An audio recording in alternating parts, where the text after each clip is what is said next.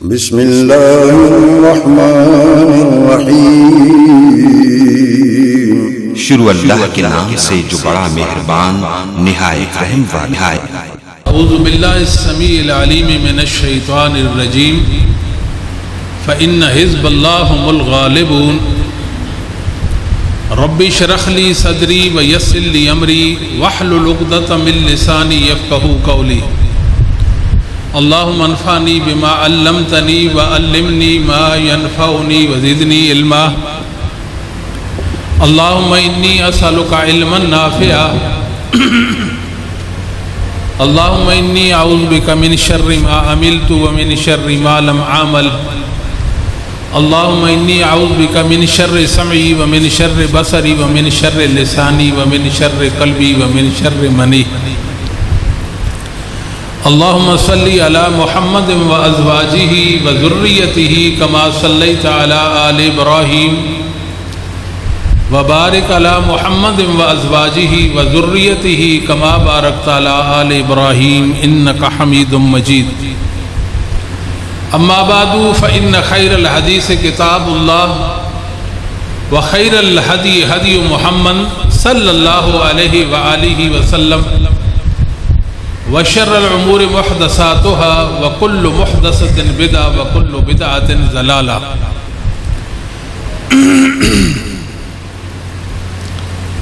آج کا یہ خطبہ جمعہ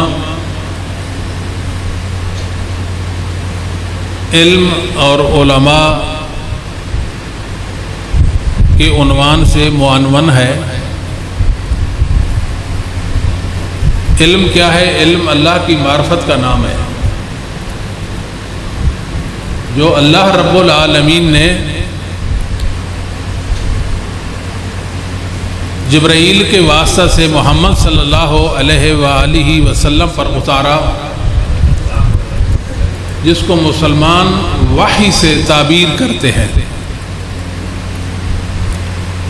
علم دو طرح کا ہوتا ہے، ایک دنیا کا اور ایک آخرت کا۔ ایک دنیا کا علم ہے اور ایک دین کا علم ہے۔ دنیا کے جو علوم و فنون ہیں، یہ علوم ہیں جو دنیا کے، یہ اصل میں فنون ہیں، یہ بھی اللہ کی طرف سے ہے، اور جو دین کا علم ہے وہ تو اللہ کی طرف سے ہی ہے۔ اللہ رب العالمین نے انسان کی تخلیق فرمائی، اس کو ویسے ہی نہیں چھوڑا، بلکہ اس کی زندگی کا ایک مقصد بیان کیا۔ اس مقصد کو پانے کے لیے علم نبوت کا حصول ضروری ہے۔ محمد کریم صلی اللہ علیہ وآلہ وسلم کو اللہ رب العالمین نے بطور خاص حکم فرمایا، قُل رب زدنی علما۔ آپ اپنے رب سے یہ دعا کریں کہ میرے اللہ، میرے رب، میرے علم میں اضافہ فرما۔ رسول اللہ صلی اللہ علیہ وسلم کو کسی بھی چیز میں اضافے کے حوالے سے دعا کا نہیں کہا گیا سوائے علم کے۔ علم نبوت، علم دین جو علم الہی ہے، اس میں اضافے کا کہا گیا۔ تو رسول اللہ صلی اللہ علیہ وسلم کو علم کی احتیاج ہے، ضرورت۔ اس سے کہیں بڑھ کر ایک عام مسلمان کو بھی علم کی ضرورت ہے۔ وہ کوشش کرے کہ علم دین کو سیکھے۔ عمر بن عبدالعزیز رحمہ اللہ تعالی خلیفہ راشد، بڑی پیاری بات اور پتے کی بات کی ہے۔ اللہ کے نیک بندوں کی باتوں کا بھی کیا کہنا ہے۔ آپ کا یہ فرمان اور قول امام زہیر بن حرب رحمہ اللہ نے اپنی کتاب العلم میں ذکر کیا ہے۔ آپ فرماتے ہیں کہ آپ متعلم بنیں، دین کا علم سیکھنے والے بنیں۔ آپ عالم بنیں، عالم نہیں تو آپ متعلم بنیں، علم سیکھنے والے بن جائیں۔ اگر آپ عالم بھی نہیں بنتے متعلم بھی نہیں بنتے، تو دین کے طلبہ اور علماء سے محبت کرنے والے بن جائیں، اور طلبہ دین سے اور علماء حق سے اگر محبت نہیں کرتے تو ان سے بغض مت رکھیے۔ ابن عساکر رحمہ اللہ تعالی فرمایا کرتے تھے علماء کا جو گوشت ہے وہ زہریلا ہے، کبھی علماء کا گوشت نہیں کھانا، وہ زہر، وہ سم قاتل آپ کو ہلاک کر دے گا۔ علماء کی بدخوئی کرنا، ان کی عیب جوئی کرنا، علماء کی تنقید، تنقیص، ان کی شان میں گستاخی کرنا، ان کے متعلق نازیبا اور نامناسب بات کرنا قطعاً ناجائز اور حرام ہے۔ علامہ شیخی زادہ ایک حنفی عالم گزرے ہیں، 878 میں ان کی وفات ہوتی ہے، مجمع الانہر ان کی کتاب ہے، اس میں فرماتے ہیں الاستخفاء بالاشراف والعلماء کفر۔ علماء اور اشراف، معززین، دیندار لوگ، کبھی ان کی شان میں گستاخی نہ کرنا، کبھی ان کو حقارت کی نظر سے نہیں دیکھنا، کبھی ان کو بے وقت نہیں سمجھنا، یہ کفر ہے، یہ کفر ہے، کبھی کفر کا ارتکاب نہیں کرنا۔ وہ شخص جو علماء کا قدردان نہیں ہے، حقیقت میں اس نے اپنے آپ کو گوا دیا، اس نے ضائع کر دیا، اور شیطان نے اس پر تسلط قائم کر لیا ہے۔ اس لیے میرے بھائیوں، علم دین اور علماء کے قدردان بنیں، علماء کی عزت توقیر، ان کا احترام ہم پر واجب ہے، اس بن ہم جی نہیں سکتے۔ جو دین کا علم ہے اس کی اہمیت کو بھی تو سمجھیں کہ اس کی کتنی اہمیت اور اس کی کتنی حیثیت ہے۔ علم دین جو ہے بنیادی اور اساسی حوالے سے اگر دیکھا جائے، یہ جس طرح ہمیں جینے کے لیے سانس کی ضرورت ہے، اس طرح علم کی بھی ضرورت ہے۔ زندگی کے لیے سانس اور ایمانی حوالے سے زندہ رہنے کے لیے علم دین کی ضرورت ہے۔ اللہ رب العالمین نے فرمایا، رسول اللہ صلی اللہ علیہ وسلم کے متعلق فرمایا، وَأَنزَلَ اللَّهُ عَلَيْكَ الْكِتَابَ وَالْحِكْمَةَ وَعَلَّمَكَ مَا لَمْ تَكُنْ تَعْلَمْ وَكَانَ فَضْلُ اللَّهِ عَلَيْكَ عَظِيمًا۔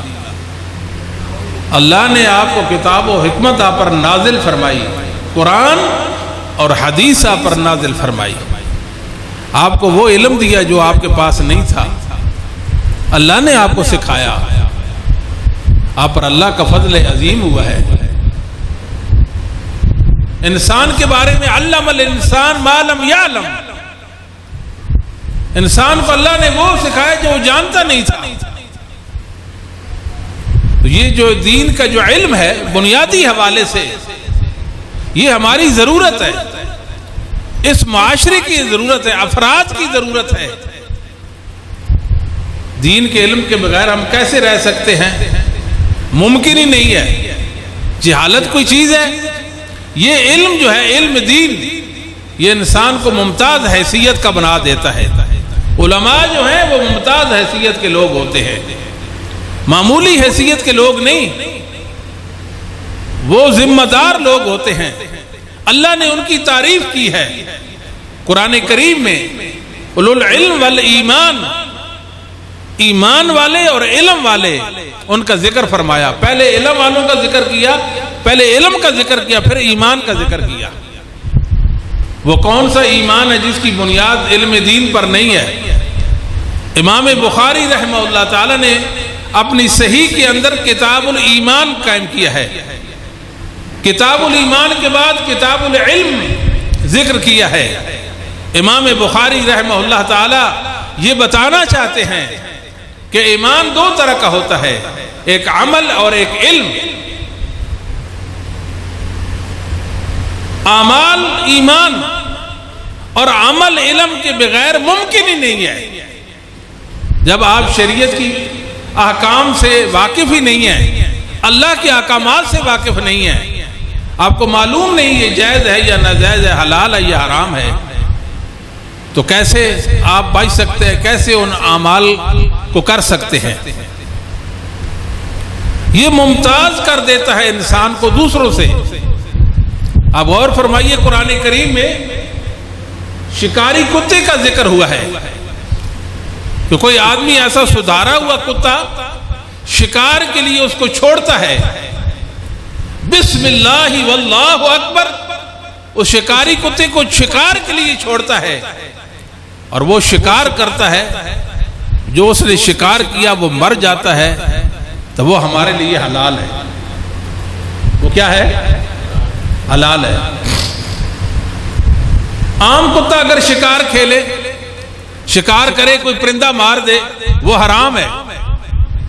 آپ ذرا فرق سمجھیے، وہ سدھارا ہوا کتا تھا، وہ سدھارا ہوا کتا تھا، اس کا شکار حلال ہے، اور جو سدھارا ہوا نہیں ہے اس کا شکار حرام ہے۔ علامہ قرطبی رحمہ اللہ تعالی یہ 676 میں غالباً فوت ہوتے ہیں، ان کی تفسیر احکام القرآن، اس آیت کے تحت انہوں نے بڑی پیاری اور خوبصورت بات لکھی ہے۔ فرماتے ہیں فی ہذہ الآیہ یدل فی ہذہ الآیہ دلیل علی ان العالم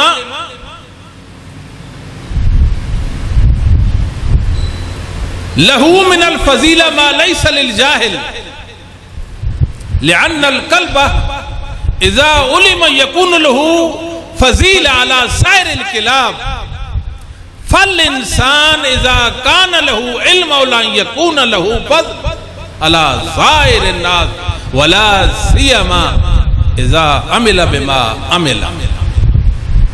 یہ آیت کریمہ اس بات پر دلیل ہے کہ جو اہل علم ہیں، علم والے ہیں، ان کو دیگر لوگوں پر جو عام مسلمان ہیں ان پر بدرجہ فضیلت حاصل ہے۔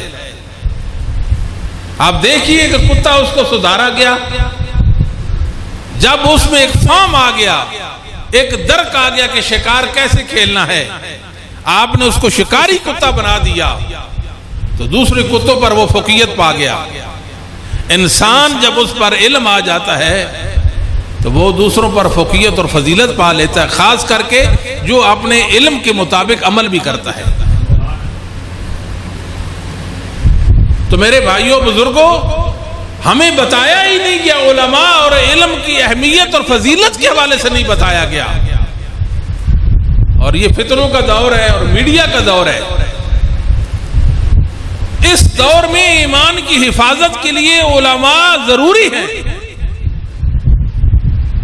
علماء جو ہیں یہ انسانوں کو فتنوں سے بچاتے ہیں، علماء امن کے پیغمبر ہیں، علماء علم معاشرے کے لیے مفید افراد ہیں، ایک معاشرے کی بنیادی اور اساسی ضرورت ہے۔ فلولا کان من القرون من قبلکم اولو بقیۃ ینہون عن الفساد فی الارض۔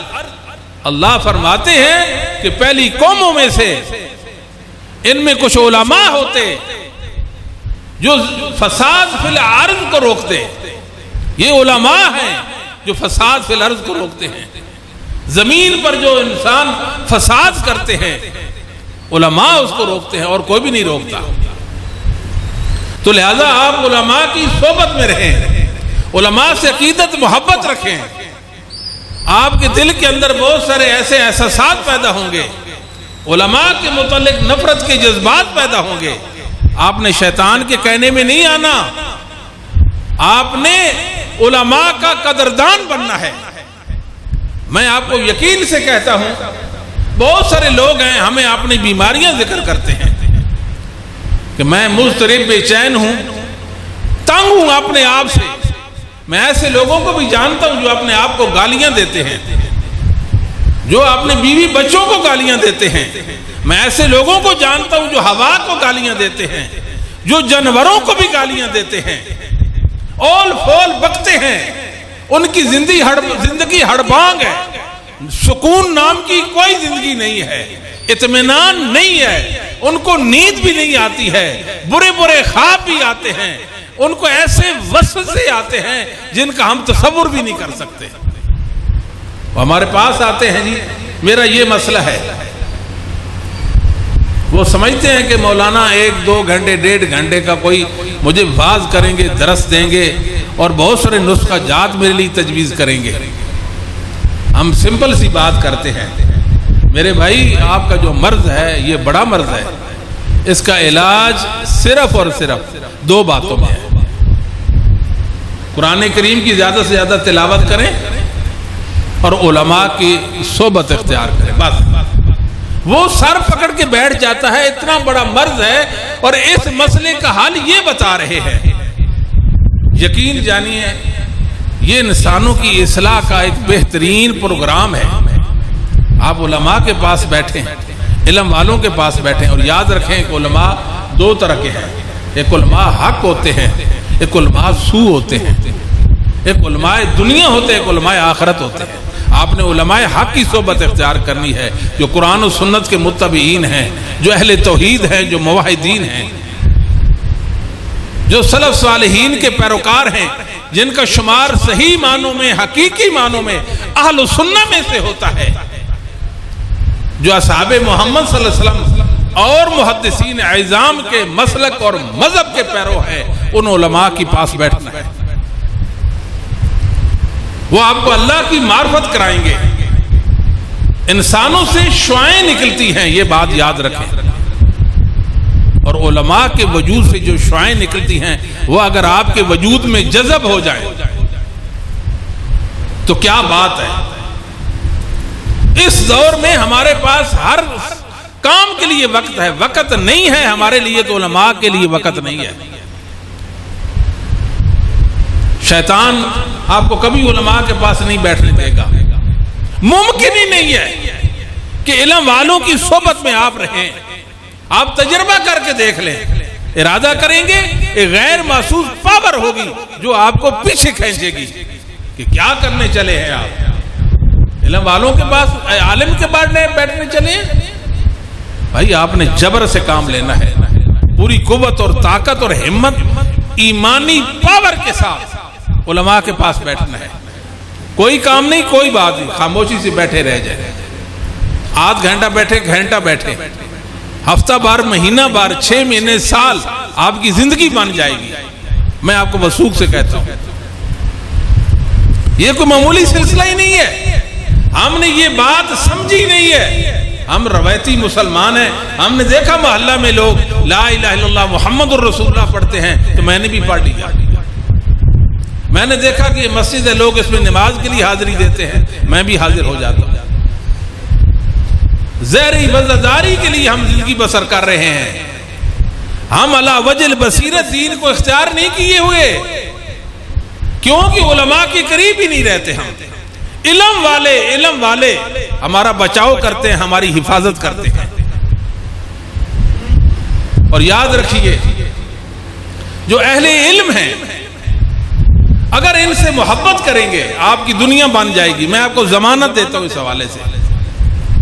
اور آپ کی آخرت بھی بنے گی اور آپ کی موت بہترین موت آئے گی. مرنا تو ہر ایک نے ہے.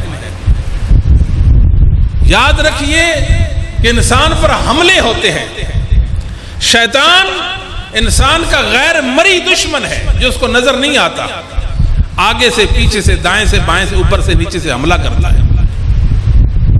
کوئی لمحہ ایسا نہیں جس میں وہ حملہ نہ کرتا ہو. اس کی کوشش ہے اول آخر اس کو ہلاک و برباد نامراد کر دوں، اپنے خالق کا نافرمان بنا دوں. اس کے پلے کچھ نہ رہے، یہ کنگال ہو جائے. اس کو ایمان کی دولت سے محروم کر دوں. حملہ کرتا ہے. ان حملوں سے بچاؤ کا واحد طریقہ علم دین اور علماء ہیں. کوئی راستہ نہیں ہے. ایسا دشمن جو نظر نہیں آتا.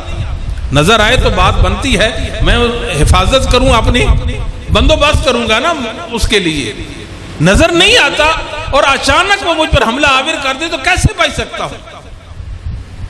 اور اس کا ایک عملہ آخری وقت ہوتا ہے جب انسان دنیا سے جا رہا ہوتا ہے، اور وہ تلخی کے وقت اس کا حملہ بڑا ضرب کاری کی طرح وہ حملہ ہوتا ہے، ضرب کاری لگتی ہے اس کی. اور جب انسان مر رہا ہوتا ہے، دنیا سے جا رہا ہوتا ہے، وہ تلخی کا وقت اور پریشانی کا وقت ہوتا ہے. موت کوئی آسان نہیں ہے. میں اور آپ خواہش کرتے ہائے میں مر جاؤں، یہ کہنا تو آسان ہے. موت کیا ہے؟ انسان کے وجود کو کرش کر دیتی ہے. اتنی تکلیف کہ اللہ رب العالمین فرماتے ہیں مجھے اپنے بندے کی موت دیکھ کر تردد ہوتا ہے. اللہ کا تردد ایسے جیسے اس کی شایان شان ہے، اور انسانوں کا تردد ایسے جیسے ان کے شایان شان ہے. آسان نہیں مرنا. اس وقت شیطان حملہ کرتا ہے. اس وقت شیطان کے حملے سے بچاؤ کیسے ممکن ہے؟ اللہ کے سامنے دست ہو کر دعا کرنا ہوگی. اے میرے مولا کریم، جب میں مر رہا ہوں مجھے دین پر، اسلام پر موت دینا. رسول اللہ صلی اللہ علیہ وسلم نے دعا سکھائی ہے، اللہم انی اعوذ بک من الحدم واعوذ بک من التردی واعوذ بک من الحرق والحرم واعوذ بک ان یتحبطنی الشیطان عند الموت. اللہ میں تیری پناہ میں آتا ہوں کہ مرتے وقت شیطان مجھ کو خبتی بنا دے. شیطان مجھے خبتی بنا دے. اللہ میں تیری پناہ میں آتا ہوں. بچنے کا ایک ہی راستہ ہے، علم والوں سے محبت کریں. علماء کی محبت وہاں بھی آپ کو کام آئے گی. ایک ہی راستہ. مر رہا ہوتا ہے بندہ، ہم کہتے دنیا سے جا رہا ہے، ہمیں کیا معلوم کہ کس حالت میں جا رہا ہے، شیطان نے اس کے ساتھ کیا کھلواڑ کیا ہے، ہمیں تو علم نہیں ہے اس بات کا. امام قرطبی، حافظ قرطبی رحمہ اللہ تعالی مفسر جن کا ذکر میں نے پہلے کیا ہے، احکام القرآن والے، ان کی کتاب التذکرہ ہے، فکر آخرت پر کتاب ہے. اس میں اپنے استاد ابو العباس القرطبی المفہم والے، جنہوں نے صحیح مسلم کی شرح المفہم کے نام سے لکھی ہے، ان کے بھائی ابو جعفر العباس کا ایک صحیح سند سے واقعہ نقل کرتے ہیں. ابو جعفر دنیا سے جا رہے، ایسے بستر مرگ پر لیٹے ہیں، اور گھر والے اور قریبی افراد جمع ہیں اور کہہ رہے ہیں کہ آپ لا الہ الا اللہ پڑھیے. بات مختصر کرتے ہیں، آپ لا الہ الا اللہ پڑھیے. حدیث میں ہے نا، لکنوا موتاکم لا الہ الا اللہ. اپنے قریب الموت لوگوں کو لا الہ الا اللہ، کلمہ طیبہ کی، کلمہ توحید کی تلقین کرو. من کان آخر کلامہ لا الہ الا اللہ دخل الجنہ. جس مومن موحد کا آخری کلام لا الہ الا اللہ ہوا، اول داخل اللہ اس کو اپنی جنت میں داخلہ دے گا. یہ کامیابی و کامرانی ہے. ہم نے کہا لا الہ الا اللہ پڑھی، اس نے کہا لا. کیا مطلب؟ لا کیا مطلب اس کا؟ کہ نہیں. ہم نے کہا لا الہ الا اللہ پڑھیے، کہتے ہیں لا نہیں. ہمارے پاؤں کے نیچے سے زمین نکل گئی. ایک تو اس کی دنیا سے جانے کا دکھ اور موت کا دکھ ہے، اور دوسرا اس نے کلمہ لا الہ الا اللہ کا انکار کر دیا. افاقہ ہوا. پوچھا کہ آپ نے کلمہ لا الہ الا اللہ کا انکار کر دیا. بھلے لوگوں، میں نے کب لا الہ الا اللہ کا انکار کیا؟ میرے سرانے شیطان آیا، مجھے کہتا یہودی ہو کے مر جا، یہودیت پیارا دین ہے، بہترین دین ہے. میں نے کہا نہیں، میں یہودی ہو کے نہیں مرتا. پھر شیطان بائیں جانے آیا، مجھے کہتا ہے آپ نصرانی ہو کر مر جائیں، نصرانی بہترین نصرانیت دین ہے. میں نے کہا لا، نصرانی ہو کے نہیں مرتا. میں نے کب لا الہ الا اللہ کا انکار کیا تھا؟ یہ وہ مشکل گھڑی ہے. آپ بات سمجھ گئے ہوں گے. میرا مقصد یہ ہے کہ یہ کٹھن گھڑی ہے، یہ تلخ گھڑی ہے. اس گھڑی میں کیسے بچیں گے بتائیں؟ کوئی بتائے تو صحیح، نہ کیسے بچیں گے؟ کوئی راستہ، کوئی ذریعہ، کوئی راستہ نہیں ہے سوائے اس کے کہ علم والوں کی محبت لے کر جائیں. علم والے آپ کو اس وقت کام آئیں گے، علم والوں کی محبت آپ کو کام آئے گی، علماء کی محبت آپ کو کام آئے گی اس وقت. آپ لا الہ الا اللہ پہ قائم رہ سکیں گے اور شیطان کے وار سے بچ سکتے ہیں۔ آپ نے ایک واقعہ سنا ہوگا، اس سے پہلے میں عرض کروں کہ انسان گناہوں کا پتلا ہے، گناہ کرتا رہتا ہے نا، مرکب ہے گناہوں کا۔ انسان سے گناہ ہوتا ہے، توبہ کرتا ہے، پھر گناہ ہوتا ہے، پھسل جاتا ہے، پھر گناہ کر لیتا ہے، توبہ کرتا ہے، گناہ کرتا ہے، توبہ کرتا ہے، ایسے سلسلہ چلتا رہتا ہے۔ پوری زندگی گناہوں کی لتھڑی وہ زندگی ہوتی ہے اس کی، وہ توبہ پہ قائم ہی نہیں رہ سکتا۔ توبہ کی، اللہ سے پختہ وعدہ کیا، اللہ میں آئندہ اپنے لیے اس گناہ کی طرف پلٹنا ناممکن کر دوں گا، یہ گناہ مجھ سے پھر نہیں ہوگا۔ اللہ سے وعدہ کرنے کے بعد وعدہ توڑ دیتا ہے۔ کیوں؟ یاد رکھیے، توبہ پہ قائم رہنے کے لیے بھی اگر آپ کے کام آ سکتے ہیں تو علماء کام آ سکتے ہیں۔ مشہور واقعہ بخاری مسلم میں، بنی اسرائیل میں ایک شخص تھا جس نے 99 قتل کیے تھے، ایک کم 100۔ پوچھا میرا کیا بنے گا، کیا میرے لیے بھی توبہ ہے؟ جواب ملا نہیں، اس کو بھی وار کیا اور 100 پورا کر دیا، اس کو بھی ختم کر دیا۔ جب میرے لیے توبہ نہیں تو تیرا بھی کام تمام کرتا ہوں۔ 100 انسانوں کا قاتل کسی سے مسئلہ پوچھتا ہے، میرا کیا بنے گا؟ جی آپ کی توبہ ہے، جی توبہ ہے۔ اس نے توبہ کر لی۔ کسی نے کہا کہ یہ علاقہ چھوڑیں، آپ فلاں بستی میں چلے جائیں۔ وہ توبہ کے ارادہ سے بستی کا رخ کرتا ہے، راستے میں اس کی موت کا وقت آ جاتا ہے۔ دونوں طرح کے فرشتے آتے ہیں، جو نیک لوگوں کی روح قبض کرتے ہیں وہ بھی، اور جو بد روح قبض کرتے ہیں وہ بھی۔ فرشتوں کا جھگڑا ہو گیا، ہم اس کی روح قبض کریں گے، یہ 100 انسانوں کا قاتل تھا، ہم کریں گے، اس نے توبہ کر لی تھی۔ یہ جھگڑا ہے۔ اللہ رب العالمین نے فرمایا جہاں یہ کھڑا ہے اس جگہ اور اس بستی کے درمیان فاصلہ ماپیں، یہ فاصلہ ماپیں۔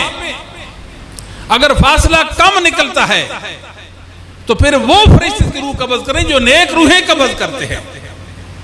اللہ نے زمین کو حکم دیا کہ سکڑ جا، زمین سکڑ گئی، فاصلہ ماپا تو کم نکلا، اور اللہ کے وہ فرشتے جو نیک روحیں قبض کرتے ہیں انہوں نے اس کی روح قبض کر لی۔ بات سمجھ آتی ہے؟ یہاں تک تو بات سمجھ آتی ہے۔ یہ زمین کا سکڑنا کیا، یہ فاصلے کا ماپنا کیا، اس بستی کی طرف جانا کیا، وہ بستی میں کیا معاملہ تو اس بستی کا ہے۔ علماء نے لکھا ہے وہ جو بستی تھی، وہ جو بستی تھی وہ علماء کی بستی تھی۔ اس نے کئی بار قتل کی اور توبہ کی اور توبہ پہ پھسل گیا۔ اب اس کو ضرورت ہے کہ اس توبہ پہ قائم رہے، علماء کے بغیر توبہ پہ قائم نہیں رہ سکتا۔ تب اس بستی میں جانے کا ارادہ کیا تھا۔ وہ علم والوں کی بستی تھی، اس میں علماء رہتے تھے، علم والے رہتے تھے۔ یاد رکھیں، علماء پھول ہیں، علماء پھول ہیں۔ پھول کے کیا فائدے ہوتے ہیں؟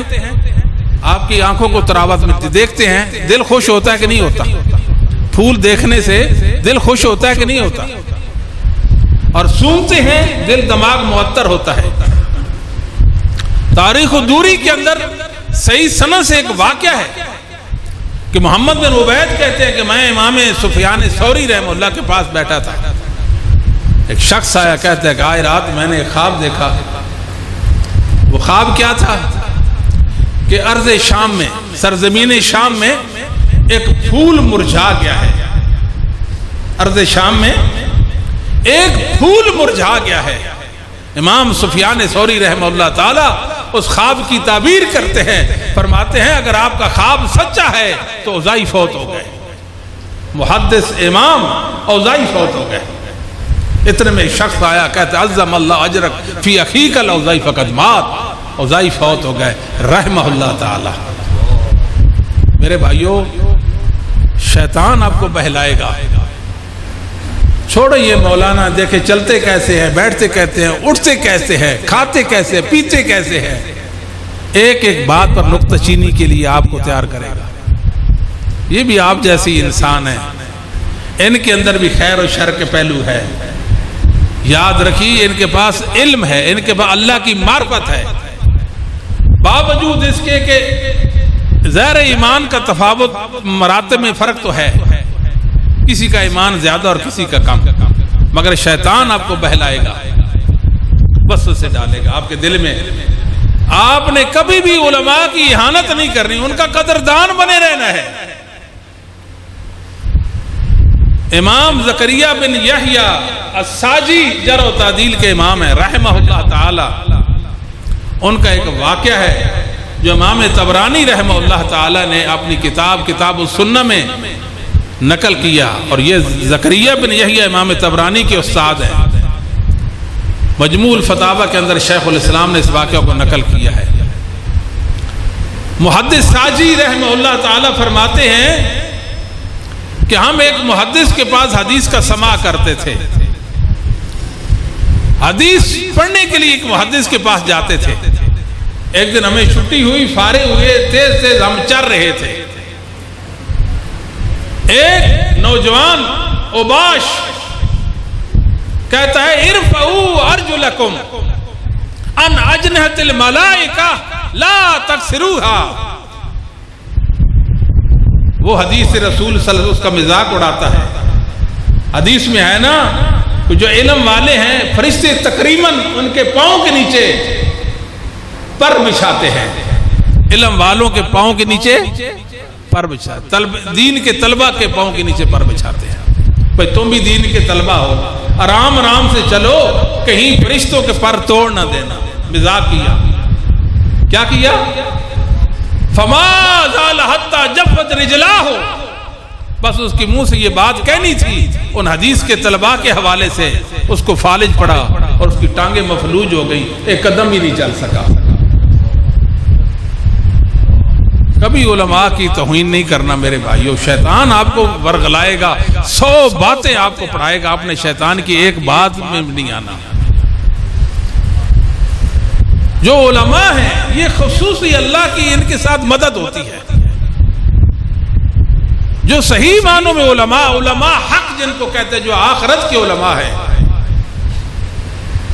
وہ ایک جذبہ، ایک تڑپ ان کے اندر ہوتی ہے، ایک احساس ان کے اندر ہوتا ہے، انسانوں کی کمال کی خرخائی ان کے اندر ہوتی ہے، وہ حریص ہوتے ہیں میرے اللہ اس کو ہدایت دے دے۔ وہ رات کے آخری پہر کو اٹھ کر آپ کی ہدایت کے لیے دعائیں کرتے ہیں، اللہ آپ نے اس بندے کو ہدایت دے دے۔ وہ حریص ہیں، پیچھے چلتے ہیں، بھائی یہ بات سنو، یہ بات مان لو، یہ حق ہے، اس کو قبول کر لو۔ یہ علماء جو آپ کے حقیقی معنوں میں خیر خواہ ہیں۔ ایک باپ ہے جو اپنی اولاد کی سے خیرخواہی کرتا ہے، کیا کیا ہے؟ اتنی دکانیں چھوڑ گیا، اتنے پلاٹ لے دیے، اتنی کوٹھیاں بنا دی، ہر بچے کو الگ سے گھر اور کاروبار سیٹ کر کے دے دیا۔ یہی خیرخواہی ہے نا ایک باپ کی۔ یہ تو دنیا کی حد تک جو اس کے کام نہیں، اس کے اولاد کے کیسے کام آئے گا؟ علماء بھی آپ سے خیرخواہی چاہتے ہیں، وہ دنیا سے متعلق بھی ہے اور آخرت کے متعلق بھی ہے۔ ان کو اللہ نے قناعت دی ہے، بے نیازی ان کو دی ہے۔ علماء کبھی لوگوں کی جیبوں پہ ان کی نظر نہیں، لوگوں کی کاریں اور کوٹھیاں، ان کا مال و متاع، ان کے عہدے ان کو کبھی بھی نہیں للچاتے۔ اللہ نے ان کو عجیب قناعت دی ہوتی ہے۔ آپ دیکھتے ہیں، ہم اپنے اساتذہ کی بات کرتے ہیں، جن اساتذہ سے میں نے پڑھا ہے، میں ان کی بات کرتا ہوں۔ اس دور میں ہمارے اساتذہ کی کتنی تنخواہ تھی؟ ایک استاد صاحب کی تنخواہ 6,000 یا 7,000 ہوتی تھی۔ کتنے؟ 6-7,000۔ مکان کا کرایہ بھی دینا ہوتا ہے، بچوں کی تعلیم کے اخراجات بھی ہیں، مہمان بھی ہیں، سفری اخراجات بھی ہیں، اور کچن بھی ہے، بلز بھی ہیں بجلی اور گیس کے۔ کوئی بندہ آئے ہمیں سمجھائے کہ 6,000-7,000 میں یہ سب کچھ ہو سکتا، ممکن ہے؟ نہیں ممکن۔ جب کلاس میں آتے تھے پوری تمانیت کے ساتھ آتے تھے، باوقار ہو کر آتے تھے۔ ہم نے سیکھا ہے، اپنے اساتذہ سے سیکھا ہے، اللہ کے فضل و کرم سے اتنا پروقار، اتنا مطمئن انسان ہم نے کوئی نہیں دیکھا جتنے علماء کو دیکھا ہے۔ کبھی انہوں نے شکوہ نہیں کیا، کبھی حالات کی تنگی نہیں بیان کی کہ حالات ٹھیک نہیں ہیں، مر گئے، کیا کھائیں کیا کریں، کبھی یہ بات نہیں کی۔ آئے کلاس میں کتاب کھولی، قال اللہ قال الرسول کی صدائیں بلند کر دی۔ راول پنڈی میں ایک تقریب ہوئی حفظ قرآن کریم کے حوالے سے، ایک صاحب سے ان کا ایک بچہ اس نے بھی حفظ کیا۔ میں نے اسے پوچھا کہ کیسے خیال آیا آپ نے اپنے بیٹے کو حافظ بنایا؟ کہتے ہیں کہ یہ مسجد سے سامنے میری دکان ہے، ایک عالم گزرتا تھا، ایک انسان گزرتا تھا، اتنا مطمئن انسان، اس کے چہرے پر اتنا اطمینان ہوتا تھا، میں آش کر اٹھتا تھا کہ میرا بیٹا بھی ایسا بنے، اور روزانہ گزرتا، روزانہ دیکھتا، میری آنکھیں خیرہ ہو جاتی۔ میں نے اللہ سے دعا کی اللہ میرے بیٹے کو بھی ایسا بنا دے جیسا یہ ہے۔ میں نے پوچھا وہ کون؟ حافظ عبدالحمید اظہر رحمہ اللہ تعالی، امام العصر۔ یہ میرے علماء، ہمارے علماء ہیں، یہ اللہ سے ڈرنے والے ہیں، یہ اللہ کی نشانیاں اللہ کی زمین پر، بے لوز بے طمع، کوئی سلسلہ ایسا نہیں ہے، اللہ کے لیے جینے والے، ہر کام اللہ کے لیے کرنے والے۔ اللہ نے ان کو کمال درجے کی اپنی معرفت اور علم نبوت سے نواز رکھا تھا۔ یہ علماء یقین جانے ہمارے لیے کیا ان کی شان اور کیا ان کا مرتبہ ہے، اللہ کی ان کو خصوصی عنایت اور مدد حاصل ہوتی ہے۔ ایک واقعہ ہے تاریخ دمشق کے اندر، ابن عساکر نے صحیح سند سے ذکر کیا ہے، 4 طالب علم تھے حدیث کے محدث، جن کا نام محمد، چاروں کا نام محمد تھا،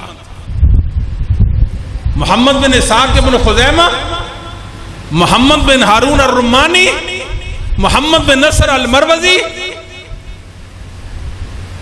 سب کا نام محمد۔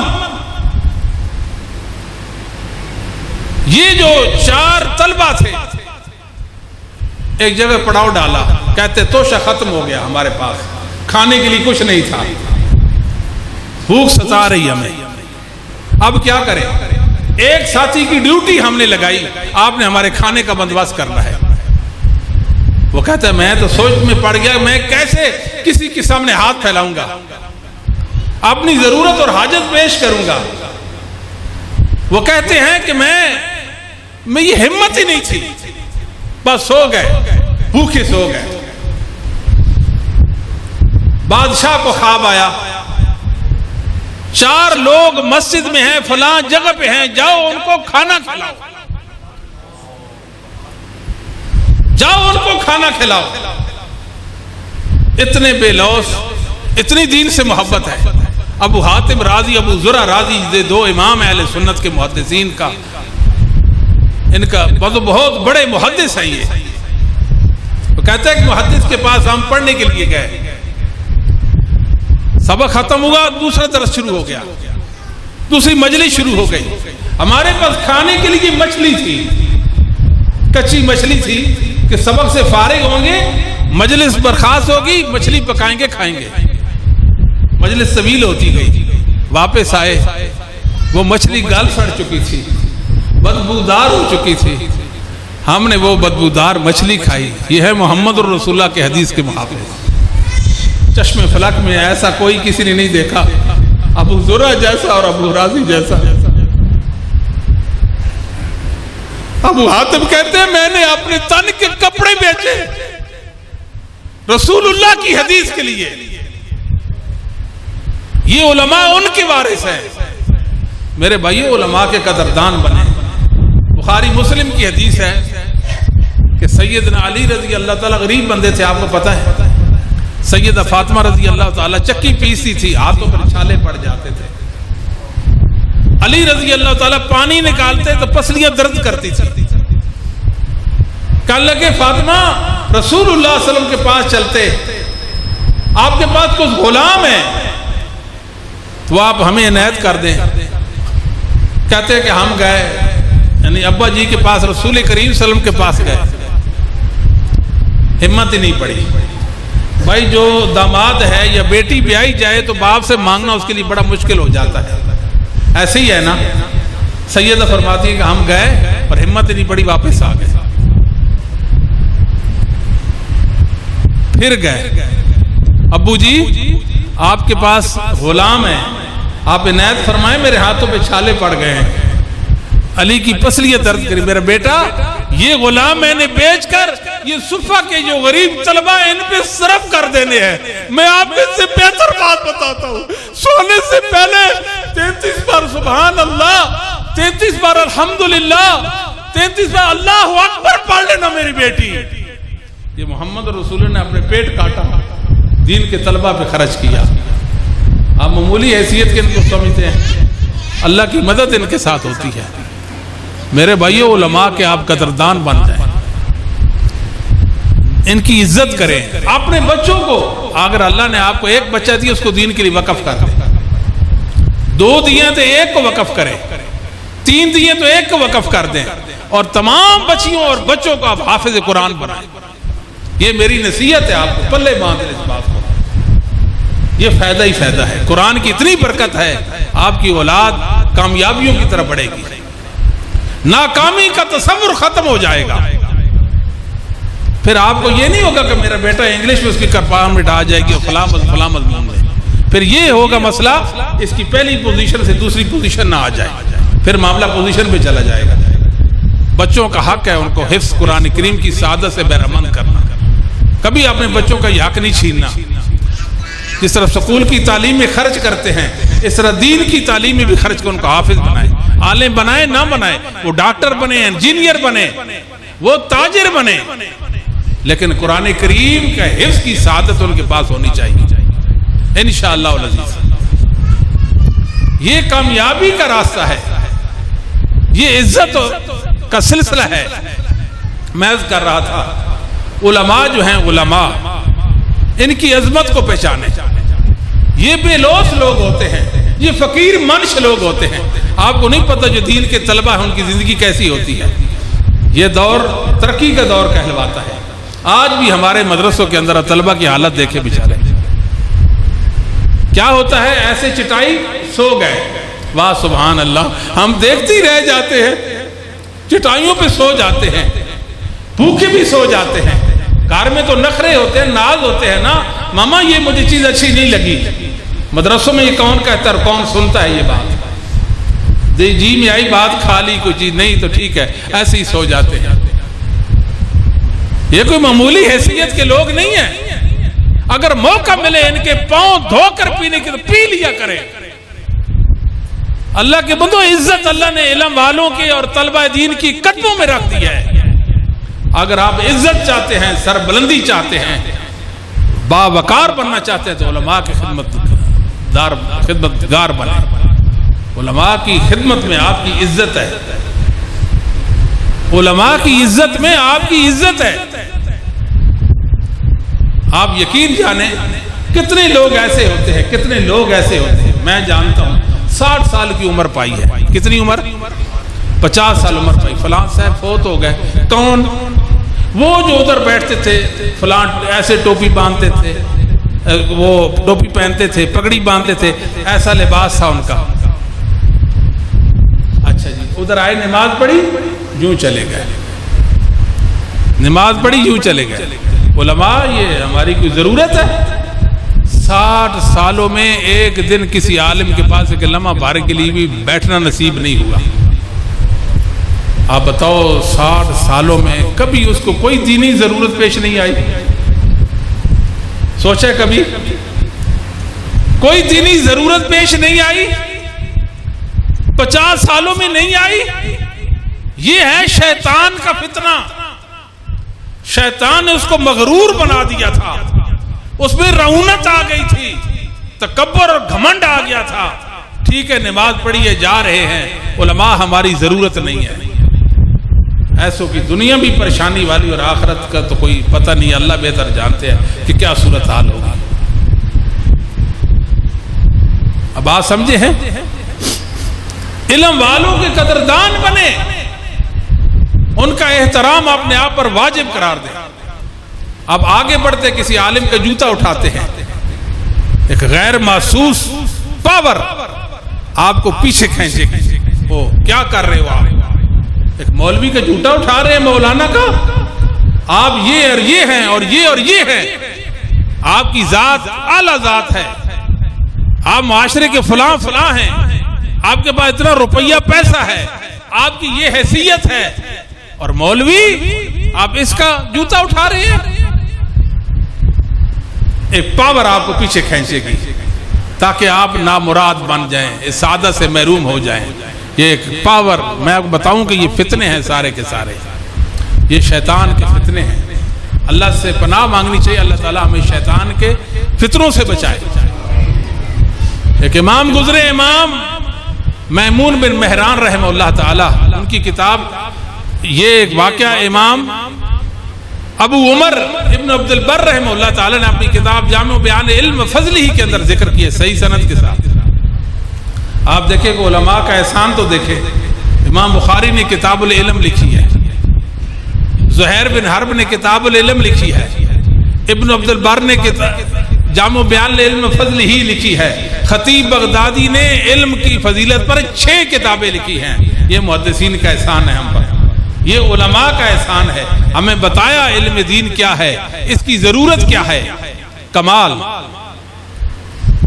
میمون بن مہران رحمہ اللہ تعالی فرماتے ہیں، ان مثل العالم فی البلد کمثل عین عذبۃ فی البلد۔ ایک عالم کی مثال ایک شہر کے اندر ایک میٹھے پانی کے چشمے کی ہے۔ چشمہ بہتا ہے، پیاسے آتے ہیں، سیراب ہوتے ہیں، تشنگی اور پیاس بجھاتے ہیں۔ کچھ علماء ایسے ہوتے ہیں، فقیر ہوتے ہیں، حجرہ نشین ہوتے ہیں، بوریہ نشین ہوتے ہیں، ان کی کوئی حیثیت معاشرے میں نہیں ہوتی، ان کے پاس بیٹھنے والے کبھی نامراد نہیں ہو سکتے، کبھی نامراد نہیں ہو سکتے۔ ویسے لوگ ہوتے ہیں، وہ میٹھے پانی کے چشمے کی مانند ہیں۔ جس طرح میٹھا پانی انسان پیے تو اس کا دل خوش ہوتا ہے، ایسے علماء کے پاس بیٹھنے سے لوگوں کی علمی تشنگی اور پیاس بجھتی ہے، ان کی دینی ضرورت پوری ہوتی ہے۔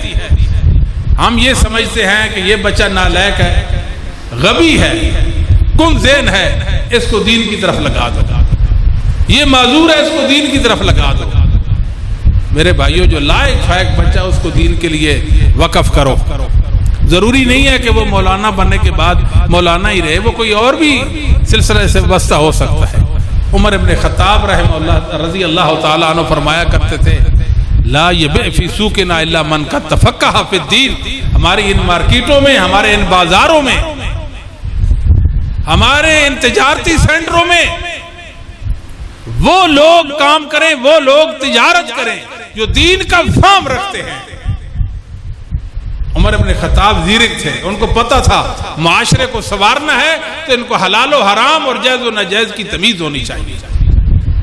مارکیٹوں میں وہ لوگ آئیں جو دین میں تفقہ رکھتے ہیں، جن کو دین کا فہم حاصل ہے، ایسے لوگوں کو آنا چاہیے۔ ہم یہ سمجھتے ہیں کہ دین صرف مولانا حضرات کی ضرورت ہے، علم دین ان کا کام ہے سیکھنا، ہمارا کام نہیں۔ ہر ایک کو چاہیے اپنی بساط اور طاقت کے مطابق دین سیکھے۔ علماء حق کی کتابیں پڑھیں، علماء حق سے رابطے میں رہے، فون کیا کریں، میرا یہ مسئلہ ہے۔ اب تو یہ واٹس ایپ کا مسئلہ آ گیا، بیٹھے ہیں مسئلہ چھوڑ دیا، مولانا فارغ ہوں گے میرے مسئلے کا جواب دے دیں گے۔ یہ کوئی طریقہ نہیں، یہ علم اور اہل علم سے محبت نہیں ہے۔ آپ خود چل کر ان کے پاس جائیں، نہیں جا سکتے تو کم از کم کال کریں ان کو کہ میرا یہ مسئلہ ہے، آپ میرا یہ مسئلہ حل کر دیں۔ نہیں تو کم از کم یہ بات تو یاد رکھیں کہ کال تو کریں نا آپ ان کو اپنے مسئلہ کے حل کے لیے۔ ہمارے ہاں مسائل ہیں، یہ فتنوں کا دور ہے، لوگ اپنے آپ کو علماء سے بے نیاز سمجھتے ہیں۔ میرے بھائیوں، علماء سے بے نیازی یہ خطرہ ہے، خطرہ، یہ خطرہ کبھی مول نہیں لینا۔ علماء جو ہیں ان کے بارے میں ابو قلابہ رحمہ اللہ کا ایک قول ہے، جز حنبل بن اسحاق کے اندر صحیح سند کے ساتھ۔ ابو قلابہ تابعی ہیں، صحابہ کی صحبت پانے والے اور ان سے علم دین سیکھنے والے تھے، کہ مثل العلماء کمثل النجوم والاعلام التي یقتدی بها الناس۔ علماء ستاروں کی مانند ہیں، आसमान दुनिया की रौनक उलमा सितारे हैं और इस जमीन की रौनक सितारे हैं। लोग सितारों से राह पाते हैं। संग मील स्टोन ये उलमा है। मैंने जन्नत में जाना है, कौन सा रास्ता जाता है? उलमा बताएंगे और कोई भी नहीं बताएगा। Faiza तवारा तहय्यरू fill हैरा तरद्ददू fill हैरा। जब निशानात मिट जाएं, निशानात नजर ना आए, छुप जाएं, फिर इंसान गुम हो जाता है। फिर इंसान गुम हो जाता है। हमने गुम नहीं होना। अल्लाह ने हमें मौका दिया है। इल्म वालों की सोबत में रहना है। अल्लाह की तौफीक के साथ इल्म के कदरदान बनने हैं। मेरे भाइयों, ये जो उलमा हैं, ये हमारे मुआशरे में खैर का पैगाम देने वाले हैं। आपको कोई नुकसान नहीं होगा। उलमा पे खर्च करने के हवाले से कोई नुकसान नहीं होगा। इनकी इज्जत तौकीर में कोई नुकसान नहीं है। ये बात अच्छी तरह आप याद कर लें। आपको कोई नुकसान नहीं इन पे खर्च करने के हवाले से। अल्लामा अब्दुल रशीद अज़हर रहमुल्लाह फरमाया करते थे, जो शख्स अल्लाह की राह में खर्च करता है, अल्लाह के नेक बंदों की और उलमा हक की बड़ी बात होती है। जो शख्स अल्लाह की राह में खर्च करता है, उसको कभी पछतावा नहीं हो सकता कि मैं यहां खर्च ना करता। कभी पछतावा नहीं हो सकता।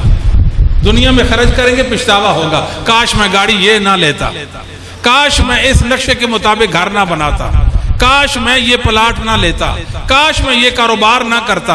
ऐसे होता है कि नहीं होता? अल्लाह की राह में खर्च करने वाले को कभी पछतावा नहीं हो सकता। उलमा पे खर्च करने वाले कभी भी नामुराद नहीं हो सकते। मैं आपको लिख कर देता हूं। इसमें बरकत है, इसमें फजीलत है, इसमें इज्जत है आपके लिए। इसलिए आप उलमा के कदरदान बने। उलमा की इज्जत तौकीर अपने आप पर वाजिब कर ले। इनकी तौहीन और तनकीस की शैबा से बच जाए।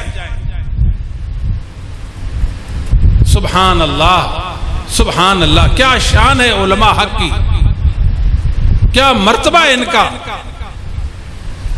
बहुत बड़ा मकाम है इनका अल्लाह के यहां, बहुत बड़ा मकाम है। ये ऐसे लोग हैं, दुनिया में रहते हैं तो खैर कमाते हैं, जब दुनिया से चले जाते हैं तो खैर छोड़ कर जाते हैं। नक्तबु मा कद्दमु व आसारहु। जो अमल आगे भेज दिया वो हम लिखते हैं, जो पीछे छोड़ दिया वो भी लिखते हैं। मेरा और आपका पीछे वाला अमल कौन सा? कोई भी नहीं। उलमा का क्या है? हिदायत छोड़ी है, हिदायत छोड़ी है, कुरान करीम की तालीम छोड़ी है, इंसानों को इल्म नाफे इल्म नबुव्वत की तालीम दी है। ये इनके खैर के सिलसिले हैं, ये इनके खैर के सिलसिले हैं। रसूलुल्लाह सल्लल्लाहु अलैहि वसल्लम ने फरमाया, इज़ा मातल इंसानु इनक़ता अन्हु अमलुहु इल्ला मिन सलास सदक़तिन जारी व इल्मुन युंतफ़अ बिही व इल्मुन सालिह यअलूला। इंसान फौत हो जाए, सारे सिलसिले अमल के खत्म हो जाते हैं। एक ऐसा सिलसिला है, ऐसा सिलसिला जो जारी और सारी रहता है, जो सदका जारिया बन जाता है। वो क्या है? वो इल्म नाफे है।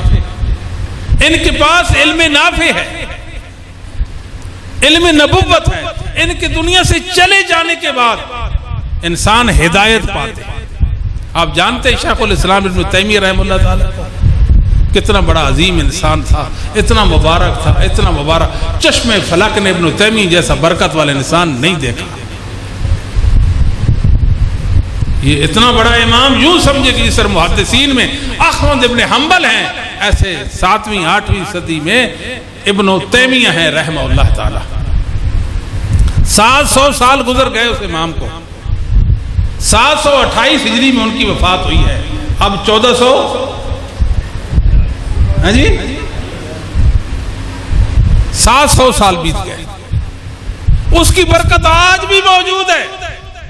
उलमा हक उसे इल्म भी हासिल कर रहे हैं, हिदायत भी पा रहे हैं। और बसा औकात इंसान तबाही, बर्बादी और जलालत और कुफर के दरवाजे पर जा खड़ा होता है। इब्न तैमिय्या उसका हाथ पकड़कर पीछे खींचता है।